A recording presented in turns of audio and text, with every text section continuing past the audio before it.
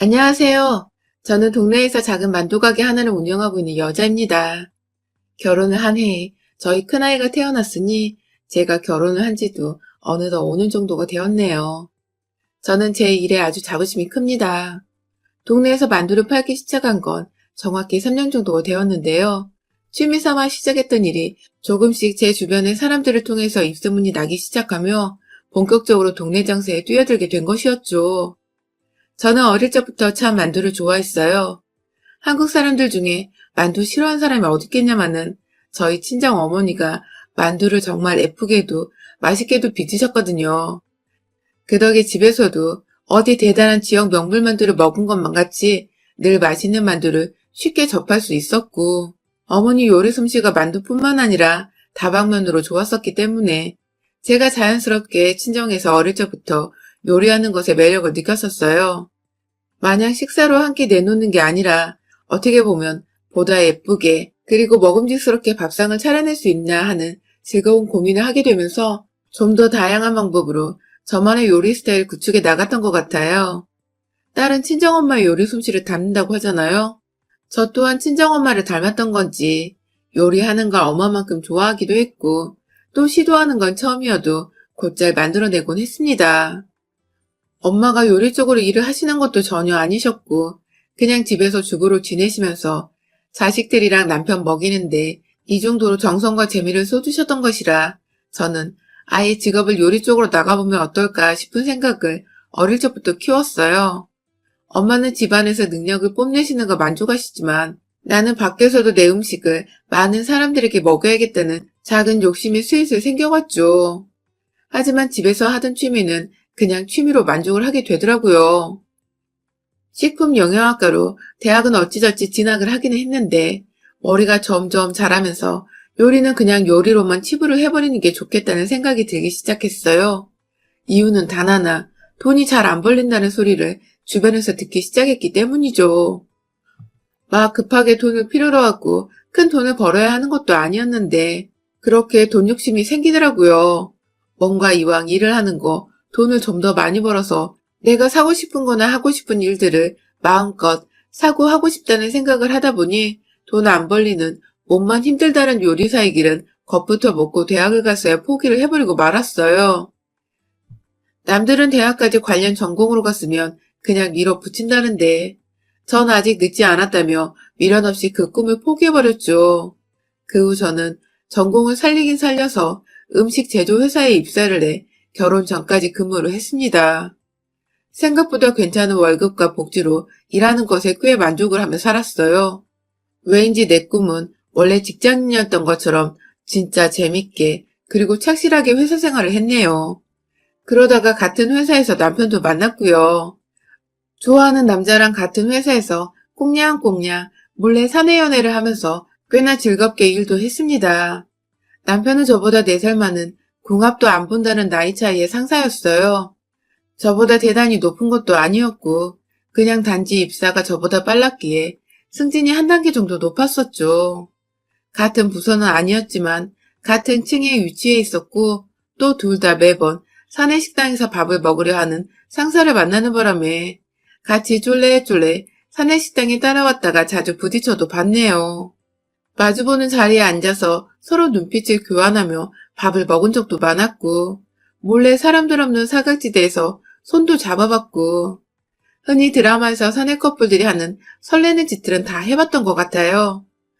저희도 참 철없고 어리고 또 풋풋했었죠. 그러다가 남편과 결혼을 하게 되면서 저는 곧장 허니문 베이비를 가져버린 바람에 자연스레 직장을 그만뒀습니다.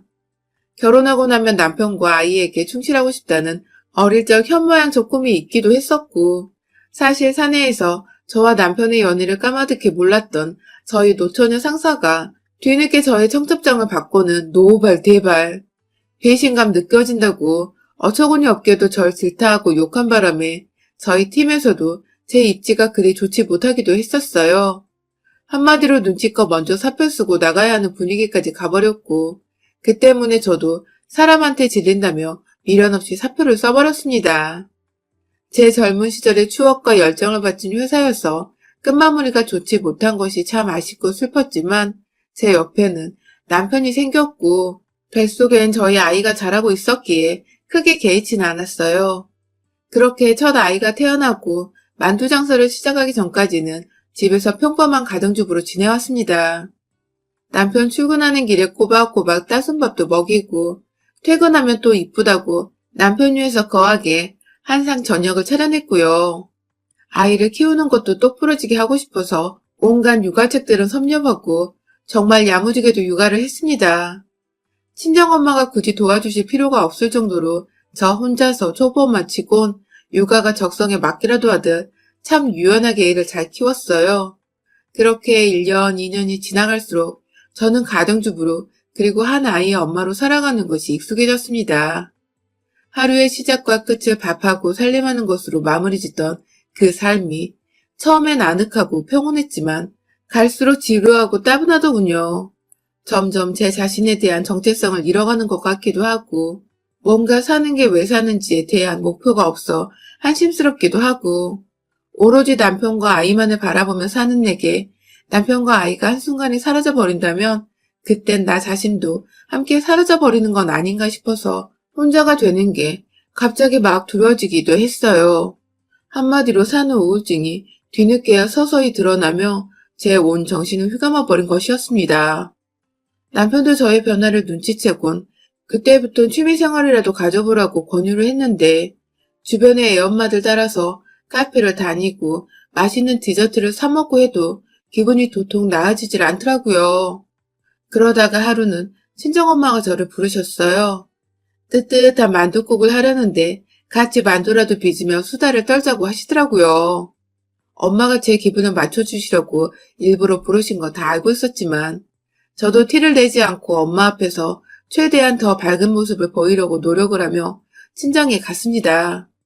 미리 만두소부터 반죽까지 모조리 준비를 해놓으셔서 저는 그냥 손만 얹으면 되었는데요. 그렇게 주물럭대며 만두를 빚는데 아니 글쎄 이게 너무 재밌는 겁니다. 옆에서 저희 애는 뭣도 모르고 그냥 만두 반죽을 떼어다가 사랑놀이 마냥 손으로 만지작거리고 있고 저는 저대로 이게 너무 재밌어서 혼자 예쁘게 만두를 빚어보겠다고 엄마랑 신나게 경쟁을 하고 있고 그냥 그 시간이 모조리 다 즐겁더라고요. 그래서 그 다음 주에도 또 그 다음 주에도 엄마한테 먼저 만두를 만들자고 말을 꺼내서 친정에 가 반나절 내내 만두를 빚다 왔어요. 집으로 돌아와 신랑 밥을 차려주면서도 손에서는 만두 반죽 냄새가 진동을 했는데 그 냄새가 전 그냥 너무 좋았습니다. 그러다 결국 제가 만두 가게를 차리게 된 것이었어요. 집에서도 혼자 만두를 만드는 걸 이어가다가 아이 친구네 엄마들이 집에 놀러와서 맛을 보고는 너무 맛있다고 자신한테 돈 주고 팔라고 부탁을 하기 시작했고 그렇게 한두 명의 엄마들이 점점 늘어나더니 아이 어린이집 학부모들이 공구까지 해서는 제게 만두를 만들어달라는 부탁을 했어요. 저야 주부 생활을 오래 하다가 용돈도 벌고 좋아하는 만두를 만들게 되어 그저 기쁘기만 했었고요. 힘든 줄도 모른 채 밤낮이고 만두를 만들어서 팔았고 수입도 꽤나 짭짤해서 저희 남편도 옆에서 무지하게 좋아했습니다. 만두 사장님이 될 거라며 오히려 절 많이 서포트 해주기도 했고요. 그렇게 1년 정도 저 혼자 식품 사업증까지 내서는 집에서 만두를 팔며 장사를 하다가 결국 동네에 있던 시장에 좋은 자리를 얻어서 정식으로 가게를 오픈하게 되었죠. 대단한 돈을 벌 거란 욕심은 처음부터 없었고 그저 내가 좋아하는 일을 하면서 용돈도 벌고 내 시간도 가지자는 마음으로 만두 가게를 오픈한 거였어요. 남편은 남편대로 제가 다시 활기를 찾은 것 같다며 좋아라 했고 바빠서 아이한테 소홀해지진 않을까 싶었는데 아이도 엄마가 일하는 게 좋은지 크게 투덜거리지 않고 늘 엄마 가게에 찾아오는 걸 좋아라 했습니다. 주변 사람들이 절 많이 도와준 덕에 저도 힘을 내서 장사를 하게 되었고 온라인으로 홍보도 하고 판매도 하며 매출은 기하학적으로 늘어갔어요. 완전히 동네 장사로 자리를 잡아버린 덕에 꾸준한 단골 손님들도 쉽게 확보를 하게 되었죠. 사업도 잘 되고 있고 저 스스로도 좋아하던 요리로 일을 잡아버려 만족도가 상당했고 뭐든 지금처럼만 꾸준히 잘 장사를 하게 되었는데 걸리는 게 있었죠. 꼭 이런 식으로 다 좋을 때 뭔가 하나씩 초를 치더군요. 저희 시어머니는 제가 시장에서 만두 장사를 한다는 것을 처음부터 굉장히 못마땅해 하셨어요. 한마디로 시장 바닥에서 장사하는 애밖에 더 되냐며 저를 애초부터 무시를 하시더라고요. 저도 처음에는 저 스스로 매장을 가져보는 게 처음이었던지라 진짜 망해서 어머니 말씀처럼 부끄러운 며느리가 되면 어쩌나 싶어 기가 좀 죽었었는데 나중에 장사가 잘 되어 매출도 좋고 모든 게 다 만족스러운데도 불구하고 어머님이 절 부끄러워하시니 저도 오기가 생기더라고요. 왜 가족인 며느리가 하는 일에 선입견부터 가지시고 안 해도 될 욕을 하며 기분 망치려 하실까 싶어서 원망도 있었는데 점점 그 정도가 심해지니 딱 안 보고 살고 싶은 만큼 미워지더라고요. 그래도 장사 초창기에는 제가 부끄럽다며 가게 근처도 오질 않으셨고 가끔 만나는 명절이나 생신 때 제 앞에서 절 시장에서 장사하는 며느리라고 창피 주는 게 전부였는데요. 한 6개월 전부터는 시장까지 찾아오셔서는 절 건드리시더라고요. 그게 정확히 저희 아가씨가 본인이 사는 동네에서 디저트 가게를 차리기 시작하면서부터였어요. 아가씨는 카페를 차리다가 자금이 너무 많이 든다면서 그 마카롱 가게로 업종을 전향했습니다. 그래서 아주 조그만 평수의 가게를 얻어서는 마카롱 장사를 시작했는데 그게 생각처럼 잘 안 되고 있었어요. 아가씨도 장사가 힘든 줄을 알고서는 저한테 여러 번 조언을 구하며 힘들다는 하소연을 했고요. 그런데 그즈음 시어머니께서도 저한테 자주 연락을 하기 시작하셨어요. 아가씨는 장사가 힘들어서 난리인데 저는 혼자 승승장구하며 어찌 아가씨를 도와줄 생각을 못하냐고. 잘 알지도 못하시면서 저한테 참 나쁜 며느리라고 질타를 하시더군요. 저도 제 딴에는 아가씨께 할 수 있는 조언도 해드리고 힘도 주려고 노력을 했는데 시어머님은 저에게 물질적인 도움을 원하셨던 건지 조언 따위는 장사하며 전혀 필요가 없는 것이라고 또 저를 무시하더군요. 여러 번이나 전화가 와서는 제 장사보다 자기 딸부터 도우라는 헛소리를 하셨어요. 다행히 이건 아가씨가 뒤늦게야 눈치를 채고서 시어머니께 화를 내준 덕에 무마가 되었지만 솔직히 전 기분이 썩 좋지 않았어요. 자기 딸이 하는 사업만 사업이고 며느리가 하는 사업은 사업도 아닌가 싶어서 말이죠. 그러다가 2달 전에 제가 시어머니와 확 연락을 끊게 된 일이 있었습니다. 글쎄 시어머니께서 제가 장사를 하는 사이에 저희 집에 오셨더라고요. 급하게 집에 도착부터 하셔서는 무턱대고 집 비밀번호를 물어보시는 바람에 제가 어머님을 밖에 세워놓을 수가 없어서 어쩔 수 없이 비밀번호를 알려드렸어요. 그 후에 저희 딸이 동네 친구 엄마의 도움으로 집에 하원을 했고 먼저 할머니를 맞이했죠. 그러다 저희 딸이 엄마 가게에 놀러 가자고 시어머니께 보챘나 보더라고요. 그간 저희 딸이 매일같이 저희 매장에 오고 싶어 했지만 코로나 문제도 있고 또 아이가 어려서 혼자 가게에 찾아올 수가 없었거든요. 그래서 하원을 도와주는 친구 엄마한테 부탁을 해서 가게로 데려오거나 아니면 제가 잠깐 가게를 비워서 아이를 데려오는 식으로 지냈는데요. 아이는 집에 어른인 할머니가 계시니 당연히 엄마 가게에 가도 되겠다 싶었나 봐요. 시어머니나 아이가 조르니 어쩔 수 없이 저희 가게에 오셨어요. 얼굴에는 제가 창피해 죽겠다는 식의 찌그러진 표정을 하시곤 아이의 등을 밀치며 가게 안으로 들여보내더라고요. 아이는 뒤에서 자꾸만 할머니가 빨리 들어가라고 등을 미니 처음엔 당황을 하다가 이내 겁을 먹기 시작했습니다. 얘가 할머니를 올려다보며 울먹거리려고 하더라고요. 그런데 시어머니는 당장 자기의 체면만이 중요하셨는지 끝내 주변 시장 사람들을 더 의식하며 아이를 무서운 눈빛으로 바라보셨고 빨리 가게 안으로 들어가지 않고 왜 서 있냐며 윽박까지 지르셨어요. 가게 밖 사람들은 들을 수 없었지만 바로 옆에서 만두를 찌고 있었던 저는 시어머니가 제 딸에게 하는 강압적인 소리를 다 들을 수밖에 없었습니다. 저도 놀랐고 아이도 놀랐어요. 그러나 시어머니는 그저 시장에서 장사하는 며느리한테 찾아온 게 나 뜨겁다는 듯이 끝까지 아이를 가게 안으로 밀치시다가 기어코 본인이 아이를 인형 잡아 끌듯 끌어들어 올리고는 가게 안으로 들어가셨죠. 그 꼴을 보니 제가 열이 받았습니다. 장사고 뭐고 일단 손님이 없어서 시어머니와 딸아이를 따라서 저도 가게 안으로 들어갔어요. 딸아이는 이미 겁을 잔뜩 먹고는 제자리에서 요지부동인 채로 절 바라보고 있었고 눈에는 눈물이 가득했는데 시어머니가 여전히 얼굴이 뚱한 채로 있어서 겁을 먹었던 건지 울지도 못하더라고요. 제가 가게에 들어가 아이에게 안기라고 두 팔을 벌리자 아이는 그제서야 참고 있던 울음을 터뜨리며 제게와 엉엉 울며 안겼죠. 가슴이 미어졌습니다. 당장에 아이를 옆 가게 사장님께 잠시 맡겨둔 채 가게로 돌아와 시어머니께 화를 냈어요. 저는 며느리기 전에 부모니까요. 아이한테 왜 그리 사납게 구셨냐고 물어보니 시어머니도 이미 시장에 온 것 자체가 기분이 나쁘셨는지 제 가게를 기분 나쁘게 둘러보시고는 한숨을 푹 쉬며 말씀하시더라고요. 네 새끼 데리고 시장에 들어온 것만으로도 감사하라며 어디 가서 며느리 시장에서 장사한다는 소리 들을까봐 쪽팔려서 며느리 얘기 안 꺼낸다며 한마디로 제가 창피해 죽겠으니 상대하고 싶지 않은데 손녀가 보태서 왔다는 식으로 제 가슴에 비수를 꽂는 말들을 늘어놓으시더라고요. 저도 그 순간 저희 딸처럼 눈에 눈물이 핑 돌았는데 그때 손님이 왔어요. 아주머니 세 분이 한꺼번에 오셔서 이 집이 맛집이라며 막 만두를 고르고 계시는데 그걸 보더니 어머니께서 손님들 다 들으라는 식의 큰 목소리로 말씀하시더라고요. 장사도 할 줄 모르는 애가 집에서 얌체같이 만들어낸 만두를 사 먹냐고.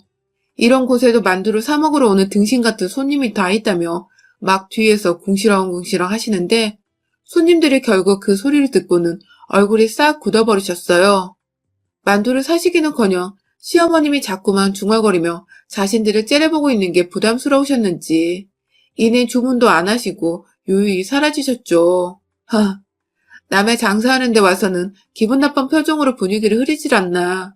남의 귀한 딸아이는 울리질 않나. 남의 삶의 터전이기도 한 가게에서 악담이나 퍼부으며 손님들을 보내질 않나. 가만두었다간 저만 딱 호구 며느리겠더라고요.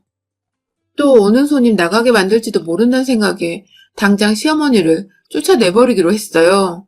만두집에서 뭐 어쩌겠나요. 그냥 가게 밖 찜기 안에서 찌고 있던 만두판 2개를 들고 와서 시어머니께 이거 드시고 그냥 집에 가시라고 정중히 말씀을 드렸습니다.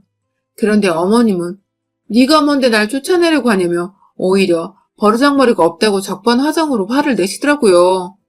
아니 가게에 있는 건 창피하다니 또 가라니까 쫓아낸다고 뭐라고 하고 이게 도대체 뭐 하는 건가 싶더군요. 몇 번이고 정중히 가시라고 장사에 방해된다고 말을 했는데도 지나가는 손님들 다 들으라는 식으로 아주 예의 밥 말아먹은 며느리라며 제 욕을 하고 제 만두를 욕하던 시어머니. 결국 저도 화를 이겨내지 못하고 시어머니 드리려고 챙겨나온 만두판은 확 시어머니 면상에 부어버렸습니다. 마지막까지 어른 대접은 해드리려고 챙겨온 건데 이게 이렇게 시어머니 얼굴에 맞춘 용도로 쓰일 줄은 저도 몰랐네요. 솔직히 손으로 집으면 뜨거운데 만두 속까지 다 터질 만큼 강하게 시어머니를 향해 피구공 던지듯 맞추려고 작정을 하고 던져버렸네요. 만두소는 시어머니 얼굴이며 몸에 맞고서는 툭툭 터지며 떨어졌고 뜨뜻한 만두폭탄을 맞고선 엄살을 부리며 자지러진 시어머니는 내심 제가 화낸 게 놀랬는지 아무 말도 못하고 절 쳐다보시더라고요. 뒤늦게야 이게 미쳤다며 절 향해 소리 지르는데 옆가게 사장님들이 막 와서 무슨 일이냐며 절 도와주려 모이자 입을 꾹 다무셨어요. 제가 저도 모르게 속상한 마음에 눈물을 흘리자 심지어 옆집 떡가게 사장님은 어떤 새끼가 평화로운 시장에서 난동이냐며 자르지도 않은 가래떡 하나를 손에 딱 쥐고서는 나타나셨어요. 시어머니는 저걸로도 설마 맞을까 싶으셨는지 어느새 가게 구석에 서서는 의자를 앞으로 당겨 자신의 몸을 맞고 계시더라고요. 제가 도로 가게 밖에 있는 만두판을 하나 더 집어왔습니다. 그거 들고서 마지막으로 한 대만 더 맞고 가실래요? 아니면 순순히 그냥 가실래요? 하며 소위 일진 학생처럼 짝다리 하는 짚고는 윽박을 지르니 대답도 않고 달려나가 버린 시어머니. 그게 2달 전 제가 본 마지막 시어머니의 모습이었답니다. 그 후 어머님은 저희 집에 가게에 찾아오시기는커녕 연락도 없이 완전히 두문분출을 하며 시댁에 계시고요. 뒤늦게야 상황을 시어머니를 통해 전해들은 아가씨는 가게 장사하는데 엄마가 민폐를 끼친 게 아니냐며 제 걱정에 연락이 왔더라고요. 천만다행이게도 이 집 구석에 시어머니 말고는 남편이며 시누이며 다 정상인이라서 어찌나 고맙던지요. 비록 시어머니께 만두 장사를 하는 것에 대해 인정을 못 받는 것 같아서 찜찜하고 마음이 편치는 않지만 그날 만두로 시어머니 면사가 내리쳤을 만큼은 정말 지금 생각해도 희열이 돋습니다. 앞으로도 인정받을 길이 없을 것 같고 받을 필요도 없는 분이시지만 또다시 제 가게에 와서 장사를 방해하거나 제 딸 눈에서 눈물 흘리게 하는 날에는 익힌 만두가 아니라 만두 쏘로 확 같이 찜기에 쪄버리려 합니다. 조심하세요, 어머니. 여러분의 생각은 댓글로 남겨주세요. 오늘도 시청해주셔서 정말 감사합니다.